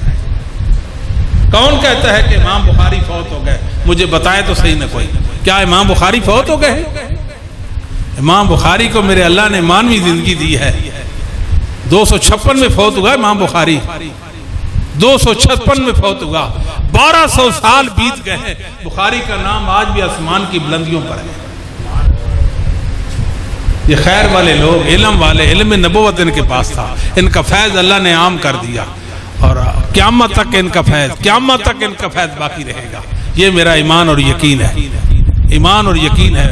فضیل بن عیاض رحمہ اللہ تعالی، فضیل بن عیاض رحمہ اللہ فرمایا کرتے تھے، جامع ترمذی میں صحیح سند سے ان کا قول موجود ہے کہ عالم عامل معلم یدعى کبیرا فی ملکوت السماوات۔ علماء کے حاسد لوگ ہوتے ہیں، علماء سے حسد کرنے والے ہوتے ہیں۔ حاسدو سن لو، عالم اپنے علم پر عمل بھی کرتا ہو اور اپنے علم کی تبلیغ بھی کرتا ہو، اس کی تعلیم بھی دیتا ہو، زمین تو زمین رہ گئی ہے، آسمانوں پر اس کی عزت اور شہرت کے چرچے ہوتے ہیں، آسمانوں پر اس کی عزت کے چرچے ہوتے ہیں۔ ایک عالم دنیا سے چلا جاتا ہے، زمین بھی روتی ہے، آسمان بھی اس پہ روتا ہے، ہر چیز روتی ہے، ہر چیز روتی ہے۔ کتنوں انسانوں کی ہدایت اور خیر کا بندوبست کرنے والا اس دنیا سے چلا گیا۔ یہ علماء ہیں جن پر آسمان روتا ہے اور زمین روتی ہے، ان کے پاس اللہ کی معرفت ہوتی ہے، علم نبوت ہوتا ہے، یہ فیض ہے ان کے پاس، جس بنا پہ وہ عزت پاتے ہیں۔ یہ اللہ نے علماء علم والوں کو فضیلت دی ہے۔ رسول اللہ صلی اللہ علیہ وسلم عہد کا مقام ہے، فرمایا 2 2 3 3 4 4 5 پر میتیں ایک قبر میں۔ آپ پوچھا کرتے تھے ان میں سب سے زیادہ قرآن کون جاننے والا تھا؟ جس کو قرآن زیادہ حفظ اور یاد ہوتا اس کو مقدم کر دیتے، اس کو مقدم کرتے تھے، اس کو آگے رکھتے تھے۔ معلوم ہوا زندگی تو زندگی رہ گئی، زندگی کے بعد بھی علم والوں کو مقدم ہی رکھا گیا، اور یہ جنت میں بھی مقدم ہوں گے۔ انسان ان کی پیچھے چل کر ان کی پیروی میں اللہ کی جنت کے وارث بنیں گے۔ میرے بھائیوں، ساتھیوں، اللہ رب العالمین فرماتے ہیں یرفع اللہ الذین آمنوا منکم والذین اوتوا العلم درجات۔ اللہ تعالیٰ بلندیاں اور رفتیں دیتا ہے کن لوگوں کو؟ جو ایمان والے ہوتے ہیں۔ ایمان، رفت اور بلندی نصیب ہوتی ہے ایمان کی وجہ سے۔ ایمان والوں میں جو اہل علم ہوتے ہیں وہ ایک درجہ اور کئی درجات ان سے بلند ہیں۔ اہل ایمان کو اللہ رفتیں دیتا ہے، ان میں سے اہل ایمان میں سے جو علم والے ہیں ان کے درجات ہوتے ہیں۔ اس لیے شیطان کے وسوسے میں نہیں آنا۔ اللہ تعالیٰ فرماتے ہیں ثم اورثنا الکتاب الذین اصطفینا من عبادنا۔ یہ قرآن، یہ اس کتاب کا وارث ہم نے اپنے بندوں میں سے کچھ ایسے بندے ہیں جو اس کتاب کے وارث بن گئے ہیں۔ جس کتاب کے وارث، قرآن حفظ بھی ہے، قرآن کا علم بھی ہے، قرآن پر عمل بھی ہے، اور قرآن کی دعوت اور قرآن کا نشر بھی ہے، اس کی تعلیم کو عام کرنا بھی ہے۔ اور آگے کا فَمِنْهُمْ ظَالِمٌ لِنَفْسِهِ۔ کچھ ایسے اللہ کے بندے ہوتے ہیں جو واجبات کی ادائیگی میں کوتاہی کرتے ہیں، منہیات سے رکنے میں کوتاہبین ثابت ہوتے ہیں، ان کو ظالم لنفسہ کہا، باوجود اس کے کہ واجبات کے تارک بسا اوقات بن جاتے ہیں، کچھ واجبات ان سے چھوٹ جاتے ہیں، اس کے باوجود اللہ نے ان کو ظالم کہا، وہ اپنی جانوں پہ ظلم کرنے والے ہیں، اللہ پھر بھی ان کو کتاب کا وارث قرار دیتا ہے۔ وَمِنْهُمْ مُقْتَصِدٌ۔ کچھ ایسے ہیں کہ جو واجبات کی ادائیگی کرتے ہیں، اور کچھ ایسے ہیں جو کمال درجہ میں اطاعت فرمانبرداری میں ثابت ہوتے ہیں۔ اللہ تعالیٰ نے ان کو سابق بالخیرات باذن اللہ کہا ہے۔ یہ 3 طرح کے لوگ ہیں۔ علماء کو لوگ پتہ نہیں کیا سمجھتے ہیں علماء کے بارے میں، بھئی ہم جیسے ہی یہ لوگ ہیں، ان سے بھی غلطیاں ہو جاتی ہیں، لیکن ان کو فضیلت کیا حاصل ہے؟ ثم اورثنا الکتاب الذین اصطفینا من عبادنا۔ اللہ نے چن لیا ان کو کتاب کے لیے، بے شک یہ اپنے جانوں پہ ظلم کرتے ہیں، لیکن اللہ نے ایک درجہ میں ان کو فائق کر دیا ہے، لہٰذا ان کی عزت قدر کریں اور ان کو اپنی ضرورت سمجھیں۔ اللہ سے دعا ہے اللہ تعالی ہمیں علم کا قدردان بنائے، اہل علم کا قدردان بنائے، اور اللہ رب العالمین ہمیں اس عقیدت محبت پر، علماء حق کی عقیدت محبت پر قائم و دائم رکھے، اور اسی پر اللہ ہمارا خاتمہ فرما دے۔ اقول قولی ھذا استغفر لی ولکم وسائر المؤمنین والمؤمنات والمسلمین والمسلمات۔ آدمی جو سارا دن داڑیاں کاٹتا ہے اور پھر وہ امامت بھی کرواتا ہے، کہ ایسے شخص کو امام بنانا چاہیے؟ ایسے شخص کو جو داڑھی کاٹتا ہے، یعنی جس کا پیشہ ہے، اس کو امام بنانا درست اور جائز نہیں ہے۔ امامت کے لیے وہی لوگ ہیں جو خیار ہیں، خیار پسندیدہ لوگ ہیں، جن کے کام اچھے ہیں، ٹھیک ہے۔ یہ کہتے ہیں رکوع کے بعد سینے پہ ہاتھ باندھنا کیا ٹھیک ہے؟ وضاحت فرما دیں۔ ہمارے مطابق تو یہ ہے کہ رکوع کے بعد ہاتھ چھوڑے جائیں، ہاتھ چھوڑ کر رکوع کے بعد ہاتھ چھوڑ دیں۔ اگر کوئی اہل حدیث اللہ سے ڈرنے والا باندھ لے تو ہم اس کی روک ٹوک نہ کریں، بس ٹھیک ہے، اس کا اپنا عمل ہے۔ کہتے ہیں محلے کی مسجد چھوڑ کر کے دوسری مسجد میں جمعۃ المبارک ادا کرنا مناسب ہے یا نہیں؟ یہ تو حالات کے مطابق ہے، ٹھیک ہے جی۔ آدمی سمجھتا ہے کہ مسجد کی اچھی رونق ہے، کوئی بات نہیں، عالم آئے ہیں تو میں دوسری مسجد میں چلا جاتا ہوں تو کوئی حرج نہیں۔ اگر اس مسجد کی رونق ہی اچھی نہیں ہے، کم لوگ ہیں، تو ہمیں پھر اس مسجد کو ترجیح دینی چاہیے تاکہ اس کی رونق بڑھے۔ اچھا جی، کہتے ہیں کہ بچیوں کے جہیز کے بارے میں بتا دیں، یہ جہیز بچی والے حق ہے یا بچے کا؟ جہیز جو ہے اس کا کوئی شرعی تصور نہیں ہے، شرعاً اس کا کوئی تصور نہیں۔ سیدہ فاطمہ کو نبی کریم صلی اللہ علیہ وسلم نے جو ضرورت کی چند چیزیں دی تھی، اس لیے کہ وہ ضرورت مند تھی۔ آج بھی کوئی بچی جہاں بیائی جا رہی ہے وہ لوگ غریب ہیں اور بنیادی ضرورت کی چیزیں ان کے پاس نہیں ہیں، اور آپ صاحب حیثیت ہے دے سکتے ہیں تو دے دیں، کوئی بات نہیں، بچی کو دینی ہے نا، حرج نہیں ہے۔ لیکن جس طرح ہمارے ہاں ایک رواج ہے بچیوں کے لیے جہیز جو ہے وہ تیار کیا جاتا ہے، یہ صحیح نہیں۔ الرجال قوامون علی النساء، اللہ فرماتے ہیں کہ جو مرد ہیں، جو خامد ہیں، وہ عورتوں پر قوام ہیں، ان کے منتظم ہیں، نان و نفقہ سکنا ان کے ذمہ ہے ساری چیزیں۔ یہ نہیں کہ یہ بیچاری وہ جو ہوتا ہے چنگیر جس کو کہتے ہیں پنجابی میں، روٹیاں رکھتے ہیں، اس سے لے کر بڑی چیز وہ ان کے گھر لے کر جائے۔ اور کتنے لوگ ہیں جو بہت شریف لوگ اپنے آپ کو سمجھتے ہیں اور وہ لمبی لمبی نمازیں بھی پڑھتے ہیں، شاید تہجد بھی پڑھتے ہیں، وہ بھی جہیز وصول کر لیتے ہیں۔ اب تو یہ ہوتا ہے کہ ابھی نکاح نہیں ہوا، جہیز پہلے ہی بھیج دیے جاتا ہے، وہ وصول کر لیتے ہیں۔ ایسا نہیں کرنا چاہیے۔ اللہ کے پاس میرے اور آپ کے لیے سب کچھ ہے، لالچی نہ بنے۔ غریب لوگ ہوتے ہیں، بچیوں کے حوالے سے پہلے ہی بیچارے وہ پریشان ہیں اور ہم ان کو مزید پریشان کرتے ہیں۔ اور کتنی بچیاں ہیں جو اس وجہ سے ان کی شادی نہیں ہو پاتی کہ جہیز نہیں ہے۔ میں ایک صاحب کو جانتا ہوں، وہ ایک ساتھی کے پاس آئے، انہوں نے ایک پرانی سی استری اٹھا رکھی تھی، وہ کلاتھ ہاؤس دوست کا، ان کی دکان پہ بندہ آیا جس کے ہاتھ میں استری سی پرانی سی، تو کہا بھی یہ کیا ہے؟ انہوں نے کہا یہ استری ہے، گھر میں پڑی تھی، اس کو ٹھیک کرا کے رکھوں گا، میری چھوٹی سی بچی ہے اس کو دوں گا۔ تو یہ بہت پریشانی کی بات ہے۔ بہرحال مسلمانوں کو انسانوں کے سر میں بچنا چاہیے۔ کہتے ہیں کہ ہمارے خامد کی پہلے داڑھی نہ تھی، ہم نے اسے دعوت دے کر داڑھی سنت کے مطابق رکھوا دی، کیا مجھے اس پہ اجر ملے گا؟ یقیناً، لا شک ولا ریبہ، اللہ کے ہاں آپ اجر پائیں گے۔ آپ نے غلبہ دین کی ایک بہترین کوشش کی، اس میں کامیابی حاصل ہوئی، اللہ مزید توفیق دے۔ اچھا جی، یہ گناہوں کے ساتھ اگر نیکی کی بات کی جائے تو کیا نیکی کا ثواب ملے گا کہ نہیں؟ یہ کہ گناہوں کے ساتھ اگر نیکی کی جائے تو کیا نیکی کا ثواب ملے گا کہ نہیں؟ جی بالکل، ایک بندہ گناہ بھی کرتا ہے اور نیکیاں بھی کرتا ہے، گناہ کا گناہ ہوگا اور نیکی کا ثواب ہوگا، یہ بات یاد رکھیں۔ نماز کے ساتھ اگر گناہ ہو جائے تو کیا نماز پڑھنے کا کوئی فائدہ ہے کہ نہیں؟ بالکل، کیوں نہیں ہے جی۔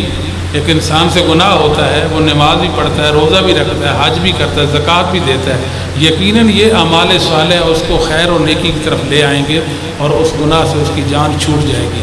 یہ نہیں ہے کہ میں گناہ کرتا ہوں مجھے نماز پڑھنے کا کوئی فائدہ نہیں، مجھ سے گناہ ہو گیا میں قربانی نہ دوں، مجھ سے گناہ ہو گیا میں نے حج نہیں کرنا، یہ شیطان کا وسوسہ ہے۔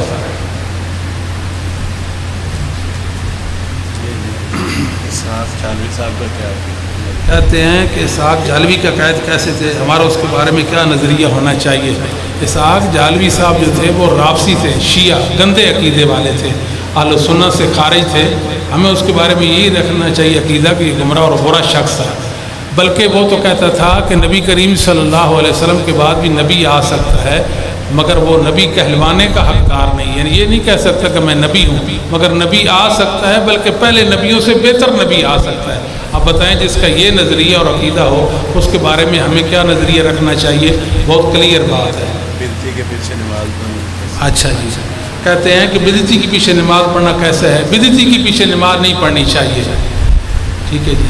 ہمارے علماء محدثین اہل بدعت کے پیچھے نماز پڑھنے سے درست نہیں سمجھتے تھے۔ صحابہ کو برے کہنے والے شخص، کہتے ہیں صحابہ کو برا کہنے والا شخص کافر ہے، جی بالکل، اگر وہ کافر نہیں تو پھر دنیا میں کوئی کافر ہے، نہ کوئی یہودی کافر ہے نہ کوئی نصرانی کافر ہے۔ صحابہ ایمان کی بنیاد ہے، ایمان کی بنیاد، پورا دین صحابہ پہ کھڑا ہے۔ جس نے صحابہ کو گالی دی اس نے دین کو حرام سے نیچے گرا دیا، اس کے دین کا کوئی اعتبار نہیں ہے، وہ کافر ہو گیا۔ دو ہاتھ سے مسافہ کرنے کا، اچھا جی، یہ کہتے ہیں کہ محترم دو ہاتھ سے مسافہ کرنا کیسا ہے؟ کر لیں کوئی بات نہیں ہے، سنت ایک ہاتھ سے مسافہ کرنا جس طرح اہل الحدیث عام طور پہ کرتے ہیں، ٹھیک ہے، اگر دو ہاتھ سے بھی کر لیں کوئی حرج نہیں، بزرگ ہوتے ہیں علماء ہوتے ہیں ان سے دو ہاتھ سے بھی اگر مسافہ کریں تو حرج نہیں ہے۔ نماز جنازہ میں ایک طرف سلام پھیرنا، نماز جنازہ میں ایک طرف سلام پھیرنا، یہ دو طرف، مسنون جو حدیثوں سے ثابت ہے وہ تو ایک طرف ہے، ہمارے بعض علماء بلکہ ہندی علماء دو طرف سلام پھیرتے ہیں، کوئی ضعیف روایات ہے جو ان کی تحقیق میں نہیں ہے، یعنی ضعیف نہیں ہے یا ان کے علم میں نہیں ہے، واللہ عالم۔ اس لیے اگر کوئی عالم دو طرف بھی سلام پھیر دے تو مطلب اجتہاداً تو درست ہے، کوئی حرج والی بات نہیں ہے، پریشانی نہیں ہے اس میں۔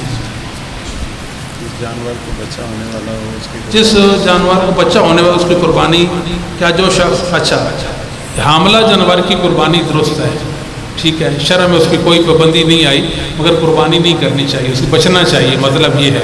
کیوں؟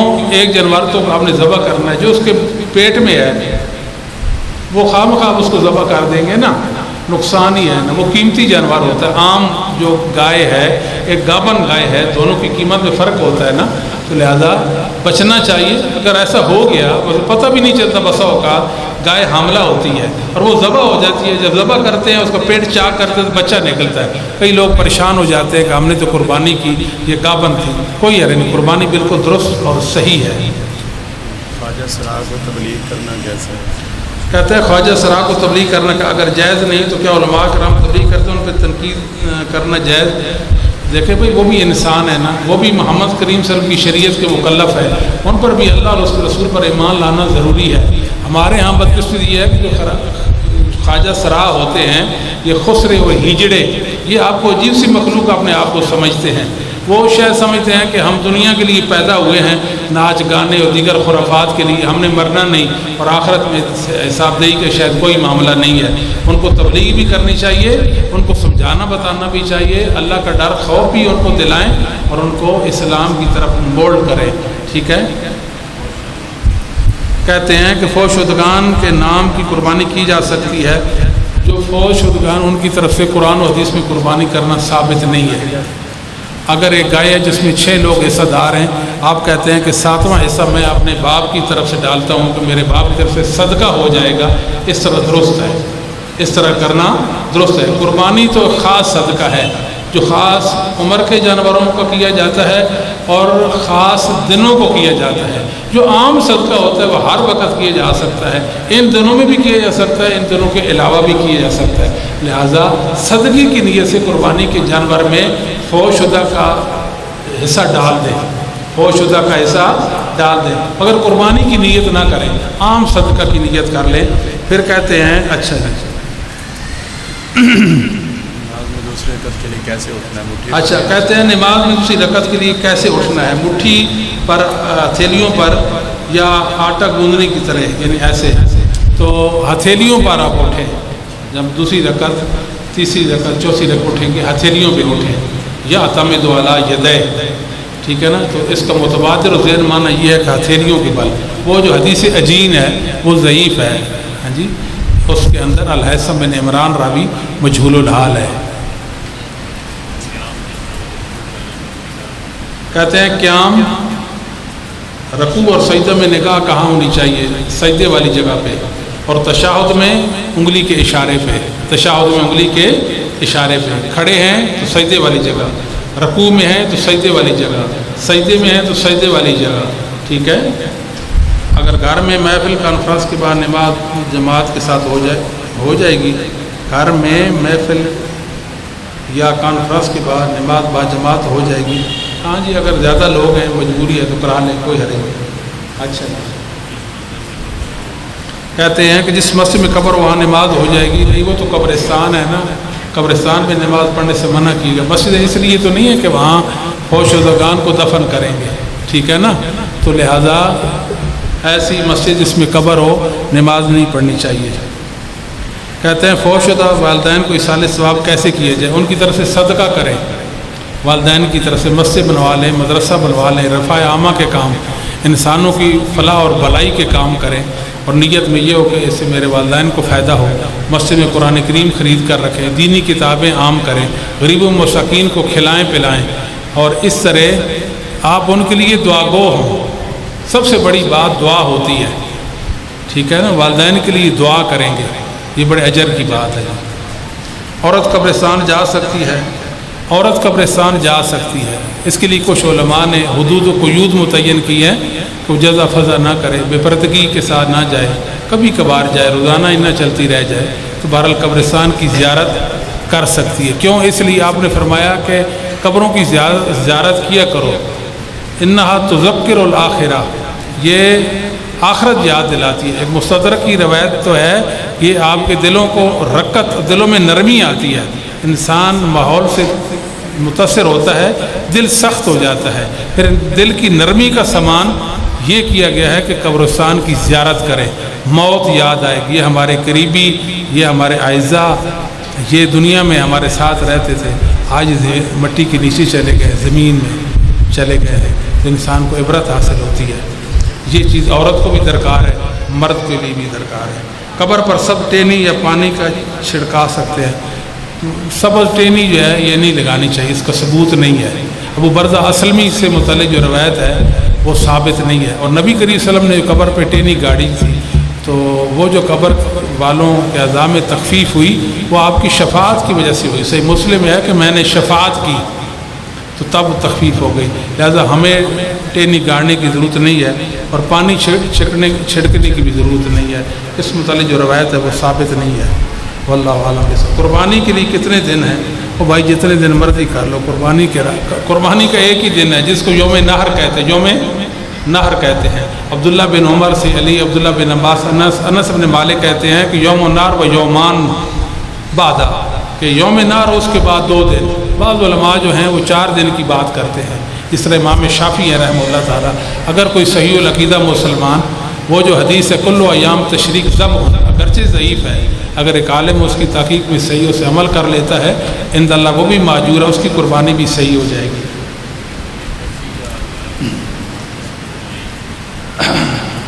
اچھا، کہتے ہیں خسی جانور کی قربانی کے متعلق. خسی جانور کی قربانی صحیح ہے. جانور کو خسی کرنا یہ عیب نہیں ہے. اگر عیب ہوتا تو شریعت روکتی، اور ایسا کرنے والے کے متعلق وعید بتاتی کہ یہ جانور کو عیب دار بناتا ہے. جب وہ عیب نہیں ہے تو پھر اس کی قربانی درست ہے. بلکہ جو جانور خسی ہوتا ہے، خاص کر کے بکرا، ایک ہوتا ہے آنڈر اور ایک خسی ہوتا ہے. خسی کا گوشت اچھا ہوتا ہے اور وہ فرپا جانور کمزور نہیں ہوتا. یہ بات بھی یاد رکھیں. دوسری ایک اور بات بھی ہے، وہ یہ ہے کہ امت کے علماء کا اس بات پر اجماع ہے کہ خسی جانور کی قربانی ہو سکتی ہے. اس میں ابن قدامہ وغیرہ نے اجماع نقل کیا کہ وہ فرماتے ہیں کہ اس حوالے سے میرے علم میں کوئی اختلاف نہیں ہے. تمام اہل علم کہتے ہیں یہ درست ہے. اگلی بات یہ ہے کہ جو توجہ والی ہے کہ 4 عیب ہیں، ان چاروں میں سے ایک عیب بھی جانور میں پایا گیا تو اس کی قربانی درست نہیں ہے۔ ان 4 عیبوں میں جانور کا خصی ہونا نہیں ہے۔ وہ پہلا عیب کیا ہے کہ جانور کانا ہو، واضح، یا وہ واضح لنگڑا ہو، یا وہ شکستہ کمزور ہو، یا بیمار ہو۔ ان چاروں میں سے کوئی ایک عیب ہوا تو قربانی درست نہیں ہے۔ ایک اور بات یاد رکھیں، آپ نے جانور قربانی کی نیت سے خرید لیا، جب خرید لیا کہ اس کی قربانی کرنی ہے، گاڑی میں اس کو چڑھانے لگے، اس کی ٹانگ ٹوٹ گئی، اس کی قربانی درست ہے۔ کار میں آئے، 2 بکرے آپس میں لڑ پڑے، ایک کا سینگ ٹوٹ گیا، اس کی قربانی درست ہے۔ اس کو بچوں نے کوئی دانہ وانا ڈالا اور پانی پلا دیا، اس کا پیٹ پھول کا بیمار ہو گیا، اس کی قربانی بھی صحیح ہے۔ یعنی قربانی کی نیت سے جانور خریدیں، اس کے بعد اس میں عیب ظاہر ہو جائے، اس کی قربانی بالکل ہی صحیح ہے جی۔ اچھا جی، کہتے ہیں کہ بھینس کی قربانی کا کیا ہوگا؟ میں بھینس گائے ہے تو گائے کی قربانی ہے تو بھینس کی بھی قربانی ہے۔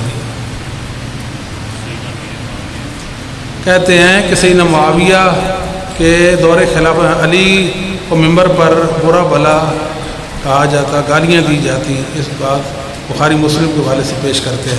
بھائی دیکھیں، صحابہ کے درمیان جنگیں ہو گئی، سید عائشہ جناب علی کے درمیان ایک جنگ، جس کو جنگ جمل کہتے ہیں، جنگ جمل کہتے ہیں۔ جناب معاویہ اور علی کے درمیان جنگ، اس کو جنگ صفین کہتے ہیں۔ جناب علی اور معاویہ کے درمیان جو جنگ ہوئی اس کو کیا جنگ صفین کہتے ہیں۔ 2 جنگیں ہو گئیں، کئی صحابہ ان میں شہید بھی ہو گئے، ٹھیک ہے نا۔ جب جنگیں ہو گئیں، کسی کے لیے بد دعا کرنا، کسی کو برا بھلا کہنا، یہ جنگ سے تھوڑا کم تر عمل ہے نا، چھوٹا عمل ہے نا۔ جب بڑا عمل اللہ نے معاف کر دیا، اللہ کو پتہ تھا یہ کام کریں گے، وہ معاف ہے، تو چھوٹا بھی صحابہ کا عمل معاف ہے۔ ایک بات تو یہ یاد رکھیں۔ دوسری بات یہ ہے کہ بعض لوگ یہ سب جو لفظ ہے، سب عربی زبان میں سب یا سبو سبن، اس کا معنی ہم ہر جگہ گالی کرتے ہیں، ہر جگہ کیا کرتے ہیں؟ گالی۔ یہ غلط ہے۔ دیکھیں نا، میں ہوں نا 14ویں صدی کا مولوی ہوں نا، تو میں کسی کو گالی نہیں دیتا، یہ بات ٹھیک ہے غلط ہے؟ ممبر پہ کتنی کسی کے ساتھ میرے ساتھ دشمنی ہو، مخالفت ہو، ٹھیک ہے نا جی، قتل کے ویر ہونا کسی کے ساتھ، پھر بھی ممبر پہ تو گالی نہیں دوں گا، یہ دوں گا نہیں نہ دوں گا۔ اس صحابہ تو اعلیٰ اخلاق والے لوگ تھے، عظیم لوگ تھے، برداشت والے تھے۔ وہ یہ گالی سے مراد اختلاف رائے ہے، یہ تنقید ہے۔ کیا ہے؟ تنقید تو میں بھی آج کسی مولوی پہ کر سکتا ہوں کہ نہیں کر سکتا؟ صحابہ بھی ایسے تنقید کر سکتے۔ جناب معاویہ کے دور میں جناب علی پر تنقید ہوتی تھی، تو تنقید تو ہوتی تھی، جب لڑائی ہوگی تو تنقید بھی ہو سکتی ہے۔ اللہ نے ان کو معاف کر دیا۔ ہمارا کام نہیں ہے کہ ہم برے بن جائے کہ معاویہ جی ان کے دور میں علی کو برا بھلا کہا جاتا تھا، تنقید ہوتی تھی، تنقید ہوتی تھی، گالیاں دیجیے۔ گالی نہیں مانا، صحابہ گالیاں نہیں دیتے تھے رضی اللہ عنہم، ان کے مربی محمد کریم صلی اللہ علیہ وسلم تھے۔ بات سمجھ آتی ہے کہ نہیں آتی؟ وہ تو چھوٹے موٹے اختلاف صحابہ کے ان کے اندر پڑھ کر اپنے اعمال کو ضائع نہ کریں۔ علماء یہ کہتے ہیں کہ الکف والاستغفار لہم، صحابہ کا جو معاملہ ہے وہ ہو گیا، اللہ نے ان کو معاف کر دیا ہے۔ ہمارا کام زبان بندی ہے اور ان کے لیے دعائے مغفرت ہے، برا نہیں بننا، برا نہیں بننا۔ تو ٹھیک ہے، سیدنا معاویہ کے دور میں یہ خود کہتے ہوں گے کہ علی پر تنقید کرو، تو کہہ سکتے ہیں نا، کہہ سکتے ہیں نا۔ جب جنگ ہو گئی، بڑا کام ہو گیا، تو تنقید کرانا یا ان پر تنقید کرانا تو چھوٹا عمل ہے۔ وہ ممبروں پہ کر لیں، بازار میں کر لیں، سے کیا فرق پڑتا ہے؟ بس ایک رنگ دینے کے لیے۔ دیکھو جی، معاویہ کے دور میں علی کو ممبروں پہ گالیاں دی جاتی تھی۔ وہ بھائی گالی مانا اس کا نہیں ہے، ماں بہن کی گالی تو نہیں دی جاتی تھی نا، بات سمجھنے کی کوشش کریں۔ ایک روایت میں ہے کہ مروان نے مطلب کہ سبا گالی دی، جواب میں ہے کہ حسین نے بھی گالی دی۔ کیا صحیح حسین علیہ باللہ آپ کے ایمان عقیدے کے مدد گالیاں دیتے تھے؟ بھئی اس نے تنقید کی، جناب حسین نے بھی تنقید کر دی۔ بخاری میں آتا ہے کہ نبی کریم صلی اللہ علیہ وسلم پر وہ اونٹنی کی بچہ دانی کفار نے، مشرکین مکہ نے ڈال دی، آپ سجدے میں تھے نا۔ صحیح فاطمہ میں ہے تسبہم، کیا ان کو وہ گالیاں دیتی تھی؟ وہ تو چھوٹی سی معصوم بچی تھی اور محمد رسول اللہ کی گود میں پلی تھی، ان کو کیا پتہ گالی کیا ہوتی ہے؟ وہ کہتی کہ تم برے لوگ ہو، میرے بابا کو یہ اذیت دے رہے ہو، یہ بھی گالی ہے۔ نبی پاک نے فرمایا، اللہ جس مسلمان کو میں نے گالی دی یا جس پر میں نے لعنت کی۔ اب نبی پاک گالیاں دیتے تھے، تو میں غصے ہو گیا، کسی پر میں نے بجا تنقید کر دی، سختی کر دی یا لعنت کر دی، اس کے لیے رحمت بنا دے. سمجھائیے کہ نہیں؟ ہر جو ایک لفظ ہوتا ہے اس کا سیاق دیکھنا ہوتا ہے، اس کا محل موقع دیکھنا ہوتا ہے، اس کے یہاں کیا معنی کرنا ہے. ٹھیک ہے نا؟ علم والے، اللہ سے ڈرنے والے جو اس کا معنی کرتے ہیں وہی معنی معتبر ہوتا ہے. جاہل لوگ جو ہوتے ہیں پاپی قسم کے، جو منہج محدثین سے ہٹے ہوتے ہیں، صحابہ کے دشمن ہوتے ہیں، وہ لغت کی بنیاد پر مسلمانوں پر، انسانوں پر اور صحابہ کو تنقید کا نشانہ بناتے ہیں. یاد رکھے کبھی محمد کریم صلی اللہ علیہ وسلم کے صحابہ کی بدخوئی نہیں کرنا، ضائع ہو جائیں گے. ٹھیک ہے نا؟ اچھا جی. کہتے ہیں کہ تشہد میں کیسے بیٹھنا ہے. تشہد میں بیٹھنے کے 3 طریقے ہیں. کتنے طریقے ہیں؟ 3.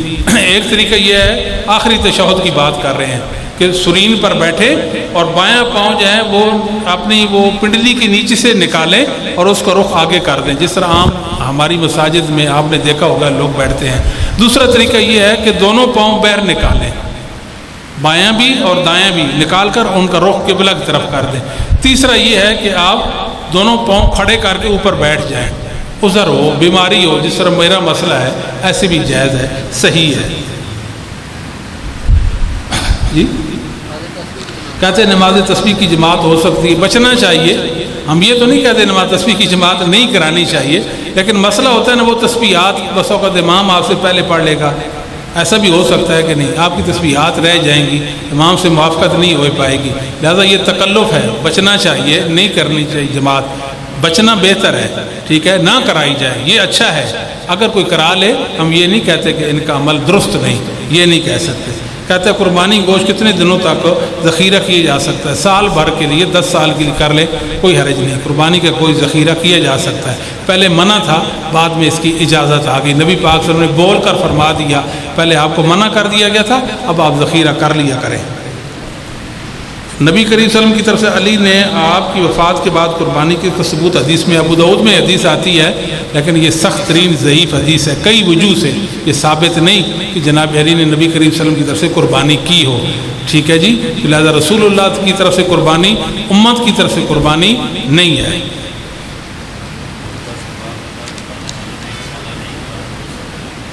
اس پر ہمارا ایک تحریر ہے بچے، لمبی بات ہے. اور اس کے بعد اگر عورت صاحب نصاب ہو اور اس کا خامد اپنے مال سے اس کی زکوٰۃ ادا کرے تو کیا عورت کی طرف زکوٰۃ ہو جائے گی؟ عورت کا زیور ہے، اس میں زکوٰۃ فرض ہو گئی، وہ بھی صاحب نصاب ہے، شوہر بھی صاحب نصاب ہے. وہ شوہر کیا کرتا ہے؟ اس کے زیور کی زکوٰۃ دے دیتا ہے، زکوٰۃ ادا ہو گئی. ہاں بتا دوں. اچھا بتا دوں. پیشاب پینے والے اونٹ کو ذبح کرنے سے منع فرمایا، کیا یہ بکرے وغیرہ کے لیے بھی ہے؟ نبی کریم صلی اللہ علیہ وسلم نے ایسے جانور جو پیشاب پیتا ہے اس سے منع نہیں فرمایا. اس سے منع نہ اونٹ کے بارے میں منع فرمایا، نہ بکرے کے بارے میں فرمایا.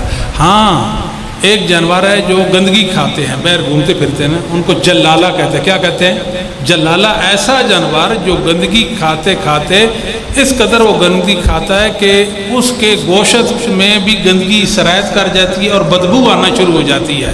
ٹھیک ہے کہ نہیں؟ وہ جلالہ ہے. وہ بھی حرام نہیں ہے، اس کے ذبح سے منع کیا نا، اس کے کھانے سے منع کر دیا گیا ہے. باقی ایسی تو کوئی حدیث نہیں نبی پاک صلی اللہ علیہ وسلم نے ایسے اونٹ اور بکرے سے منع کیا ہو جو پیشاب پیتا ہے. یہ جانوروں کی عادات ہے، اس میں کوئی ایسی بات نہیں ہے کہ کوئی انسان کہے کہ جی اس کو منع وہ پیشاب پیتا ہے اس کو ذبح نہیں کرنا. ذبح تو کریں گے اس کو. یہ دیکھیں جی بات یہ ہے کہ یہ پوچھتے ہیں کہ فلاں صاحب کو سننا کیسے ہے. یہ میڈیا کا دور ہے اور گمراہی اور ضلالت کا بازار گرم ہے. ٹھیک ہے نا جی. جو گمراہ ہیں انہوں نے وہ کیا گمراہی کے وہ کھوکھے اور ایسر چھاپڑیاں لگا رکھی ہیں. میں نے عرض کیا، دوران خطبہ بھی عرض کیا کہ علماء حق کا دامن پکڑیں، وہی آپ کو حق پہ قائم رکھیں گے. جو گمراہ لوگ ہیں جو علماء کی بھی توہین کرتے ہیں اور ان کی تحقیر کرتے ہیں اور ان کا مذاق اڑاتے ہیں، ایسے لوگوں کو سننے کے بعد آپ کو ہدایت نہیں مل سکتی. جو گمراہوں کے نقش قدم پر چلتے ہیں، روافض کے پیروکار ہیں، ان جیسی باتیں کرتے ہیں، ٹھیک ہے، تو ایسے لوگوں کو نہیں سننا چاہیے. کیا شیعہ کے ساتھ نکاح ہو سکتا ہے کہ نہیں؟ شیعہ کے ساتھ نکاح نہیں جائز. اچھا کیا کلمہ گو مشرک اور بدعات کرے تو مشرک ہے اور اس پر توبہ کی بغیر مرض کیا دوزخ میں جائے گا؟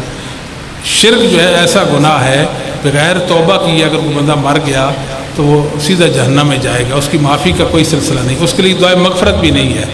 ٹھیک ہے, ہاں جی, اس لیے شرک سے اپنے آپ کو بچائیں. اچھا جی, جو شخص دوسری رکعت میں امام کے ساتھ شامل ہو, کیا وہ امام کے ساتھ تیسری رکعت میں رفع الیدین کرے یا اپنی تیسری میں کرے گا؟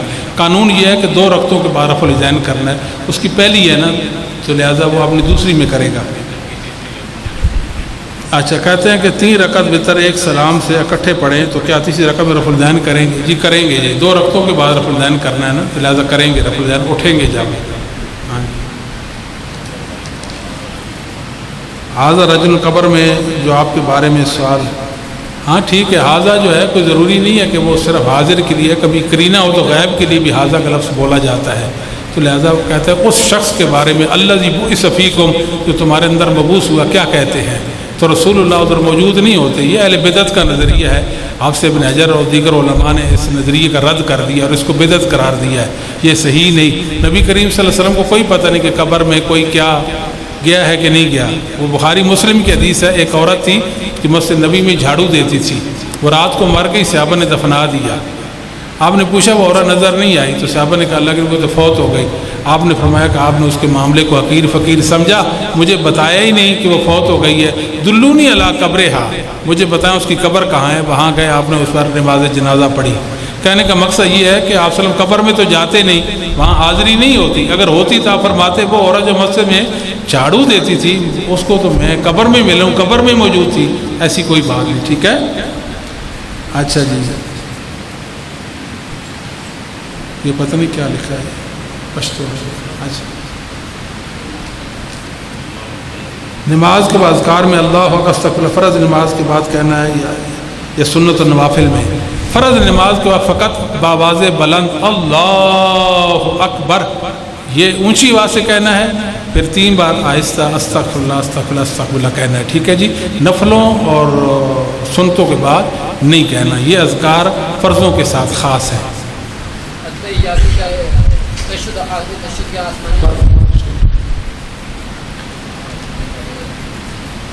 جو شخص نبی پاک کی گستاخی کرتا ہے کیا عوام اس کو سزا دیں گے یا حکومت؟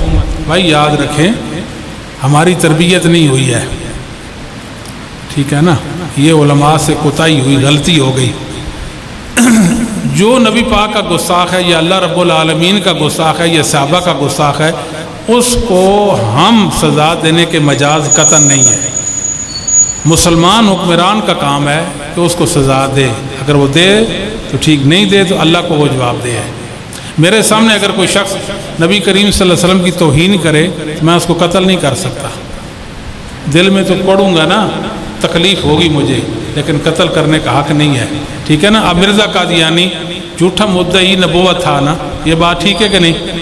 رسول اللہ کے بعد اس نے دعویٰ نبوت کیا, کافر مرتد ہو گیا تھا نا. تو علماء حق خصوصاً صلی اللہ عمر سری رحمۃ اللہ علیہ نے اس کے متعلق کوشش کی اور عوام کو اس کے بارے میں اویئرنیس دی اور بتایا کہ یہ کذاب و جھوٹا مدعی نبوت ہے, اس کے شر سے, اس کے فتنے سے بچاؤ اپنے آپ کو. مگر انہوں نے اس کو قتل نہیں کیا کیونکہ وہ علماء تھے نا, ان کو پتہ تھا ہمارا کام یہ نہیں ہے, ہمارا کام تو لوگوں کو بتانا ہے, ہمارا کام یہ نہیں ہے, یہ وقت کے مسلمان حکمران کا کام ہے. وہ کر دے تو ٹھیک, نہ کرے اس کے ٹھیک. بس سبحانک اللہم و بحمدک اشہد ان لا الہ الا انت استغفرک. باقی بعد میں انشاءاللہ کریں.